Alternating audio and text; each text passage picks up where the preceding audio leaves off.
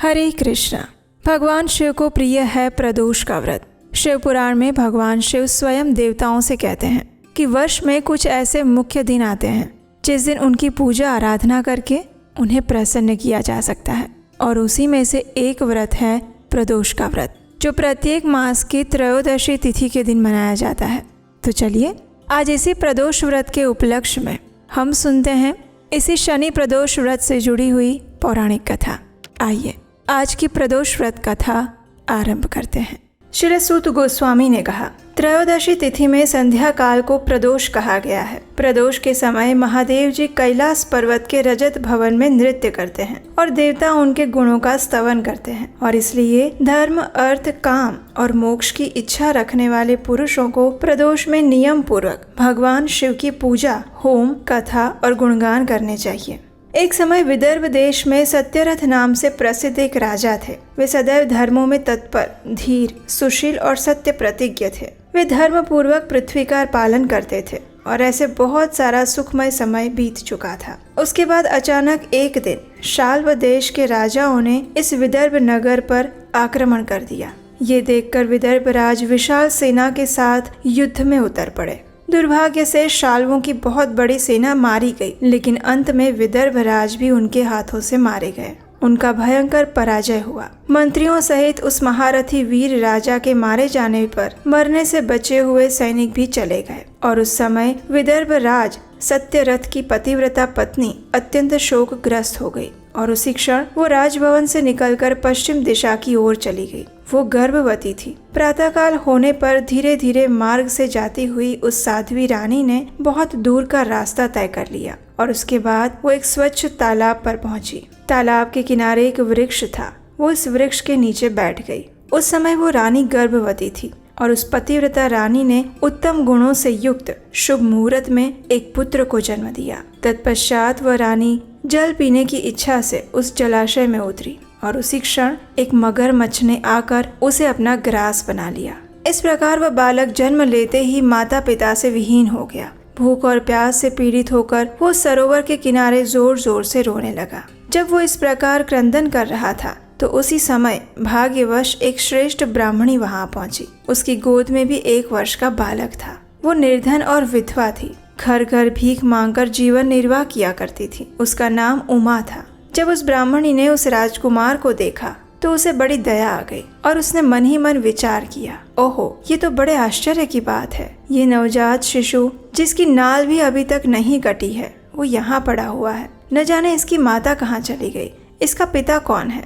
यह दीन अनाथ बालक बिना बिस्तर के भूमि पर सो रहा है। न जाने ये चांडाल का पुत्र है या शूद्र का, वैश्य का बालक है या ब्राह्मण का, या फिर क्षत्रिय का। कैसे इसका निश्चय किया जाए। मैं इस शिशु को उठाकर अपने सगे पुत्र की तरह पालन अवश्य कर सकती हूँ, लेकिन ये किस कुल का है ये मुझे नहीं पता, और इसीलिए इसे छूने का साहस नहीं हो रहा है। जब वो इस प्रकार सोच रही थी, उसी समय कोई सन्यासी महात्मा वहाँ पर आ गए। वो ऐसे लग रहे थे कि मानो वो साक्षात भगवान शिव थे। उस श्रेष्ठ भिक्षु सन्यासी ने उस स्त्री से कहा, हे ब्राह्मणी, चिंता मत करो, हृदय की संशय वृत्ति को दूर कर दो और इस बालक की रक्षा करो। इससे तुम्हें शीघ्र ही परम कल्याण की प्राप्ति होगी। इतना कहकर वे दयालु भिक्षु सन्यासी वहां से चले गए, और उस ब्राह्मणी ने उनकी बातों पर विश्वास करके उस बालक को अपने साथ उठा लिया और अपने घर की ओर चलने लगी। उस राजकुमार का ब्राह्मणी ने अपने बेटे की तरह ही पालन पोषण किया।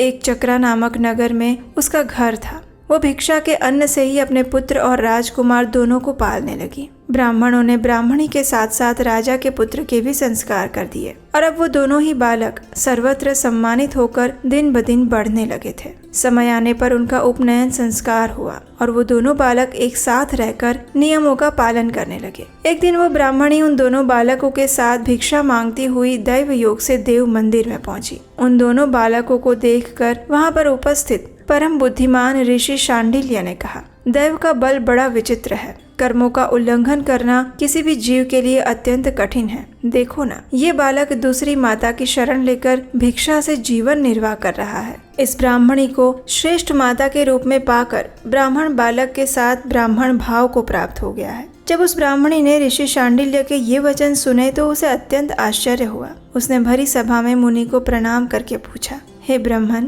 एक सन्यासी के कहने से ही मैं इस बालक को अपने घर ले आई थी। यद्यपि अभी तक मुझे इसके कुल का पता नहीं लगा है, फिर भी मैं पुत्र की भांति इसका पालन पोषण करती हूँ। आप तो ज्ञान के नेत्रों से देखते हैं, इसलिए कृपया आप मुझे ये बताइए कि ये बालक किस कुल में उत्पन्न हुआ है और इसके माता पिता कौन है। ये सुनकर मुनि ने कहा, हे ब्राह्मणी, ये विदर्भ देश के राजा का पुत्र है। और इस प्रकार कहकर मुनि ने उस बालक के पिता के युद्ध में मारे जाने का और उसकी माता के ग्राह द्वारा ग्रस्त होने का संपूर्ण समाचार कह सुनाया। ये सुनकर ब्राह्मणी को और भी आश्चर्य हुआ। फिर उसने प्रश्न किया, हे महामुने, वे राजा संपूर्ण भोगों को छोड़कर युद्ध में क्यों मर गए और इस बालक को दरिद्रता कैसे प्राप्त हुई और ये बालक अपनी दरिद्रता को पूर्णतः नष्ट करके पुनः राज्य कैसे प्राप्त कर पाएगा। मेरा ये पुत्र भी भिक्षान्न से जीवन निर्वाह करता है, अतः इसकी दरिद्रता के निवारण का भी क्या उपाय है, ये बताने की कृपा करें। ये सुनकर ऋषि शांडिल्य ने कहा, इस राजकुमार के पिता विदर्भ राज पूर्व जन्म में पांड्य देश के राजा थे। एक दिन प्रदोष काल में राजा भगवान शंकर का पूजन कर रहे थे और भक्ति भाव से भगवान शिव की आराधना में संलग्न थे। उसी समय नगर में कोलाहल मच गया। उस उत्कट शब्दों को सुनकर राजा ने बीच में ही भगवान शिव की पूजा छोड़ दी और नगर में क्षोभ फैलने की आशंका से राजभवन से बाहर आ गए। उसी समय राजा का महाबली मंत्री शत्रु को पकड़कर उनके पास ले आया। वह शत्रु पांड्य राज का ही सामंत था। उसे देखकर राजा ने क्रोध पूर्वक उसका मस्तक कटवा दिया। शिव पूजा छोड़कर नियम को समाप्त किए बिना राजा ने रात्रि में भोजन भी कर लिया और इसी प्रकार राजकुमार भी प्रदोष काल में शिव जी की पूजा किए बिना ही भोजन करके सो गया। वही राजा दूसरे जन्म में विदर्भ राज हुआ। शिव जी की पूजा में विघ्न होने के कारण शत्रुओं ने उसको सुख भोग के बीच में ही मार डाला। पूर्व जन्म में जो उसका पुत्र था वही इस जन्म में भी हुआ। शिव जी की पूजा का उल्लंघन करने के कारण वो दरिद्रता को प्राप्त हुआ। इसकी माता ने पूर्व जन्म में छल से अपनी सौत को मार डाला था और उस महान पाप के कारण वो इस जन्म में ग्राह के द्वारा मारी गई। हे ब्राह्मणी, अब मैं तुम्हें सत्य वचन कहने जा रहा हूँ, ध्यान पूर्वक सुनना। इस भयंकर असार संसार को प्राप्त हुए जीव के लिए ईश्वर के चरणार विंदों की सेवा ही सार वस्तु है। जो प्रदोष काल में अनन्य चित्त होकर परमेश्वर के चरणार विंदों की पूजा करते हैं, वे संसार में सदैव बढ़ने वाले धन धान्य, स्त्री, पुत्र, सौभाग्य और संपत्ति के द्वारा सबसे बढ़कर बन जाते हैं। तुम्हारा ये पुत्र भी पूर्व जन्म में उत्तम ब्राह्मण था। इसने संपूर्ण आयु केवल दान लेने में बिताई है, यज्ञ आदि सत्कर्म नहीं किए और इसलिए वो दरिद्रता को प्राप्त हुआ और उस दोष का निवारण करने के लिए अब उसे भगवान शंकर की सेवा में जाना चाहिए। ये सुनकर ब्राह्मणी ने कहा, हे मुनिवर, कृपया आप शिव पूजन की संपूर्ण विधि और उसका क्रम बताइए कि किस प्रकार प्रदोष काल में भगवान शिव की पूजा करके ये दोनों बालक अपने अपने दोषों से मुक्त हो सकते हैं। ब्राह्मणी के इस प्रकार पूछने पर ऋषि शांडिल्य ने कहा, दोनों पक्षों की त्रयोदशी को मनुष्य जब निराहार रहे तब सूर्यास्त से 3 घड़ी पहले स्नान करे, फिर श्वेत वस्त्र धारण करके धीर पुरुष संध्या और जप इत्यादि नित्य कर्म की विधि पूरी करके मौन होकर शास्त्र विधि का पालन करते हुए भगवान शिव की पूजा आरंभ करें। भगवत विग्रह के आगे की भूमि को नए निकाले हुए शुद्ध जल से भली भांति लीप पोत कर सुंदर मंडल बनाएं। धौत वस्त्र इत्यादि द्वारा उस मंडल को चारों ओर से घेर दें। ऊपर से चंदोवा लगाकर फल, फूल और नवीन अंकुरों से उसको सजाएं। मंडल के मध्य की भूमि में 5 रंगों से युक्त विचित्र कमल अंकित करके उस पर सुस्थिर आसन बिछा कर बैठे और हृदय में भक्ति भाव से युक्त होकर पूजा की सभी सामग्रियों के साथ भगवान शिव की पूजा अर्चना करें। पूर्ण मनोभाव के साथ भगवान शिव को प्रार्थना करते हुए इस प्रकार कहें, हे देव, आपकी जय हो। हे सनातन शंकर, संपूर्ण देवताओं के अधीश्वर, सभी वर को देने वाले हे प्रभु, आपकी जय हो। आपके प्रसाद से मेरे सदा आनंद रहें। समस्त पापों के भय का अपहरण करके मेरी रक्षा कीजिए। मैं महान दारिद्र्य के समुद्र में डूबा हुआ हूँ। बड़े बड़े पापों ने मुझे आक्रांत कर लिया है। कृपया मुझ पर प्रसन्न होइए। एक निर्धन व्यक्ति को इस प्रकार भगवान शिव को प्रार्थना करनी चाहिए। जो धनाढ्य हैं अथवा राजा हैं, उसे भगवान शिव की प्रार्थना करते हुए इस प्रकार कहना चाहिए, हे भगवान शिव, आपकी कृपा से मेरी समृद्धि बनी रहे। मेरे राज्य में लुटेरे ना रहें। सभी लोग निरापद होकर रहें। पृथ्वी पर अकाल, महामारी इत्यादि के संताप शांत हो जाए। संपूर्ण दिशाओं में सुख का साम्राज्य छा जाए। इस प्रकार प्रदोष व्रत के दिन गिरिजापति भगवान शंकर की आराधना करें। अगर ये दोनों बालक इसी प्रकार भगवान शंकर का पूजन प्रत्येक प्रदोष के दिन करते रहेंगे तो वर्ष भर के अंदर ही इन्हें उत्तम सिद्धि की प्राप्ति हो जाएगी। शांडिल्य मुनि का ये वचन सुनकर उस ब्राह्मणी ने दोनों बालकों के साथ मुनि के चरणों में प्रणाम किया और इस प्रकार कहा, हे भगवान, आज मैं आपके दर्शन मात्र से कृतार्थ हो गई। ये दोनों बालक आज से आपकी शरण में हैं। ये मेरा पुत्र है और इसका नाम शुचिव्रत है और यह राजकुमार है जिसका नाम मैंने धर्मगुप्त रख दिया है। ये दोनों बालक और मैं सभी आपके चरणों के दास हैं। कृपया आप हम सब का उद्धार कीजिए। इस प्रकार शरण में आई हुई ब्राह्मणी को सुंदर वचनों द्वारा आश्वासन देकर मुनि शांडिल्य ने उसके दोनों बालकों को भगवान शंकर के आराधन की मंत्र विद्या का उपदेश दिया और फिर दोनों बालक तथा ब्राह्मणी मुनि की आज्ञा लेकर वहां से चले गए। दोनों बालक प्रत्येक प्रदोष व्रत के दिन मुनिवर के उपदेश अनुसार भगवान शिव की आराधना करने लगे और इस प्रकार पूजा आराधना करते हुए द्विज कुमार और राजकुमार दोनों के 4 महीने सुखपूर्वक बीत गए। एक दिन द्विज कुमार राजकुमार को लिए बिना ही नदी के तट पर स्नान करने के लिए गया। वहाँ झरने के जल के आघात से खाई की भूमि कट जाने से उसमें गड़ा हुआ एक बड़ा भारी खजाने का कलश चमक रहा था।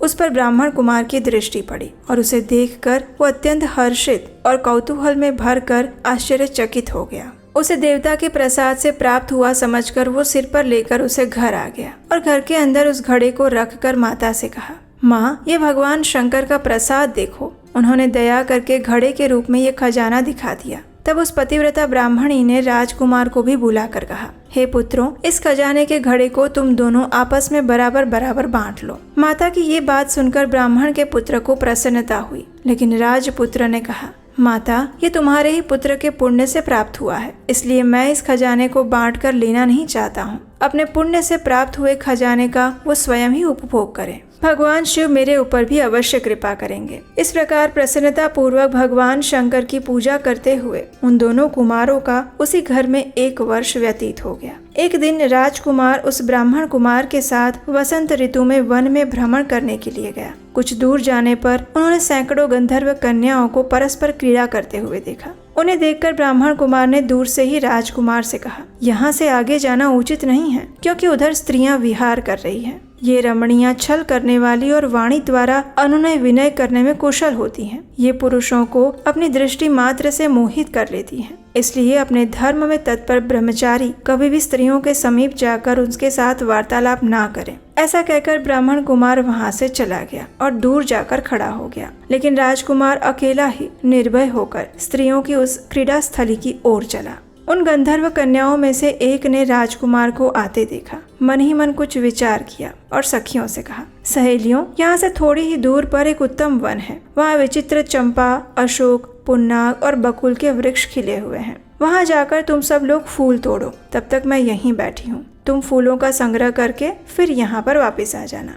इस प्रकार आदेश देने पर सखियां वन के भीतर चली गई और वो गंधर्व कन्या राजकुमार पर दृष्टि लगाए हुए वहीं पर खड़ी रही। गंधर्व कन्या ने अपने पास आए हुए राजकुमार को बैठने के लिए कोमल पल्लवों का आसन दिया और फिर पूछा, हे कमल नयन, आप कौन हैं? किस देश से यहाँ आए हैं और किसके पुत्र हैं? इस प्रकार पूछने पर राजकुमार ने अपना संपूर्ण परिचय दिया। मैं विदर्भ राज का पुत्र हूँ। मेरे पिता और माता बचपन में ही मर गए थे। शत्रुओं ने मेरे राज्य पर अधिकार जमा लिया और मैं दूसरे के राज्य में गुजारा कर रहा हूँ।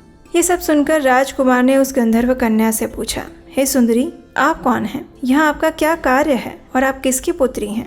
तो उस गंधर्व कन्या ने कहा, हे महाराज कुमार, एक द्रविक नामक गंधर्व हैं जो समस्त गंधर्व कुल के अगुआ माने जाते हैं। मैं उन्हीं की पुत्री हूँ और मेरा नाम अंशुमति है। मैं आपकी अभिलाषा जान चुकी हूँ। आपका मन मेरे अंदर आसक्त हो गया है और उसी प्रकार दैव ने मेरे मन में भी आपके लिए उत्कंठा भर दी है। अब हम दोनों का स्नेह भंग नहीं होना चाहिए। इस प्रकार कहकर गंधर्व कुमारी ने अपने गले से मोती का हार निकालकर राजकुमार को भेंट किया। उसे प्राप्त करके राजकुमार ने पूछा, हे भीरू, मैं एक बात कहता हूँ। मैं राज्यहीन और निर्धन हूँ। तुम मेरी प्रिया कैसे होना चाहती हो? ये सुनकर गंधर्व कन्या ने कहा, आपका कहना उचित है। मैं पिता की आज्ञा के विरुद्ध कोई कार्य नहीं करूंगी। आप इस समय घर को पधारें और परसों प्रातः काल पुनः यहीं पर दर्शन दीजिएगा। आपसे कुछ हमारा कार्य है। इतना कहकर वो गंधर्व कन्या अपनी सखियों के साथ जैसे आई थी वैसे ही चली गई। राजकुमार भी हर्ष पूर्वक ब्राह्मण कुमार के पास लौट गया। उसने ब्राह्मण पुत्र से सारी बातें कही और उसके साथ घर को प्रस्थान कर गया। तत्पश्चात पूर्व निश्चित समय आने पर राजकुमार द्विज पुत्र के साथ वन में उसी स्थान पर गया। उस स्थान पर पहुंचकर राजकुमार ने देखा गंधर्वराज और उनकी कन्या दोनों उपस्थित हैं। गंधर्वराज ने वहां पर आए हुए दोनों कुमारों का अभिवादन किया। सुंदर आसन पर बिठाकर उनसे कहा, हे विदर्भ राजकुमार, मैं कल कैलाश पर्वत पर गया था। वहाँ मैंने पार्वती जी के साथ महादेव जी के दर्शन किए। उन्होंने मुझे बुलाकर सभी देवताओं के समीप इस प्रकार कहा, पृथ्वी तल पर धर्मगुप्त नाम से प्रसिद्ध एक राजकुमार है जो इस समय अकिंचन है। उसका राज्य छिन गया है। शत्रुओं ने उसके देश को अपने अधिकार में कर लिया है। अब वो बालक अपने गुरु की आज्ञा से सदा मेरी आराधना में संलग्न रहता है और उसी के प्रभाव से आज उसके समस्त पितृ मेरे स्वरूप को प्राप्त हो गए हैं। तुम भी उस राजकुमार की सहायता करो। अब शत्रुओं को मार कर अपने राज्य सिंहासन पर आसीन हो जाओ। महादेव जी के इस प्रकार आज्ञा देने पर मैं अपने घर गया। यहाँ इस मेरी कन्या ने भी तुम्हारे लिए बहुत प्रार्थना की और ये सब कुछ भगवान शिव की प्रेरणा से हो रहा था। ऐसा समझकर मैं इस कन्या को साथ में लेकर यहाँ पर आया हूँ। इसलिए अपनी पुत्री अंशुमति को मैं तुम्हें पत्नी रूप में प्रदान करता हूँ। भगवान शिव जी की आज्ञा से शत्रुओं को मारकर तुम्हें तुम्हारे राज्य पर बिठाऊंगा। अपने उस नगर में तुम अपनी इस धर्म पत्नी के साथ 10,000 वर्षों तक मनोवांछित सुख भोग कर अंत में भगवान शिव के लोक में जाओगे और वहाँ भी मेरी ये कन्या तुम्हारी सेवा में प्रस्तुत रहेगी। इस प्रकार कहकर गंधर्व राज ने उसी वन में राजकुमार के साथ अपनी पुत्री का विवाह कर दिया। चंद्रमा के समान चमकीली चूड़ामणि और दमकते हुए मोतियों के मनोहर हार दिए। दिव्य आभूषण, वस्त्र, सुवर्ण के बने हुए बहुत से सामान, 10,000 हाथी, 1,00,000 नीले घोड़े और हजारों सोने के बड़े बड़े रथ प्रदान किए। अंत में एक दिव्य रथ, इंद्र के धनुष के समान विशाल धनुष, सहस्त्रों अस्त्र शस्त्र, अक्षय बाणों से भरे हुए 2 तरकस, अभेद्य सुवर्ण कवच और शत्रुओं का संहार करने वाली शक्ति भी दी। अपनी पुत्री की सेवा के लिए गंधर्व राज ने प्रसन्नचित्त होकर 5,000 दासियां दी। इसके अलावा राजकुमार की सहायता के लिए उन्होंने अत्यंत उग्र गंधर्वों की चतुरंगिणी सेना भी भेंट की। ये सब कुछ प्राप्त करके राजकुमार अपनी मनोवांछित पत्नी के साथ अत्यंत प्रसन्न हुआ। पुत्री का विवाह करवाकर गंधर्वराज वापस स्वर्गलोक में चले गए। धर्मगुप्त विवाह के उपरांत गंधर्वों की सेना के साथ अपने नगर में गए और वहां उन्होंने शत्रु सेना का संहार करके राजधानी में प्रवेश किया। श्रेष्ठ ब्राह्मणों और मंत्रियों ने मिलकर राजकुमार का अभिषेक किया। जिस ब्राह्मण पत्नी ने उनका अपने पुत्र की भांति पालन किया था वही उनकी माता हुई और वो द्विज कुमार उसका भाई हुआ और गंधर्वराज पुत्री अंशुमति महारानी के पद पर प्रतिष्ठित हुई। इस प्रकार भगवान शंकर की आराधना करके धर्मगुप्त विदर्भ देश के राजा हो गए। और इसी प्रकार दूसरे लोग भी प्रदोष व्रत के दिन गिरिजापति की आराधना करके मनोवांछित फल और कामनाओं को प्राप्त करते हैं। तो यदि इस प्रदोष व्रत के उपलक्ष्य में सुंदर कथा, हमें आशा है कि आज की ये प्रदोष कथा सुनकर भगवान शिव के प्रति आपकी भक्ति भाव और पूजा तथा समर्पण में वृद्धि हुई होगी। अगर आपको आज की ये कथा अच्छी लगी है तो आपके अपने चैनल को सब्सक्राइब कीजिए, इस कथा को शेयर कीजिए और ऐसे ही हमारे पवित्र धर्म ग्रंथों से ली हुई पौराणिक कथाओं को सुनते रहने के लिए आप हमारे व्हाट्सएप कम्युनिटी ग्रुप के साथ भी जुड़ सकते हैं। उसका लिंक नीचे डिस्क्रिप्शन बॉक्स में दिया गया है। तो चलिए आज प्रदोष व्रत के शुभ अवसर पर भगवान शिव की पूर्ण श्रद्धा और भक्तिभाव से पूजा आराधना करते हैं और उनकी विशेष कृपा की याचना करते हैं। हरे कृष्णा।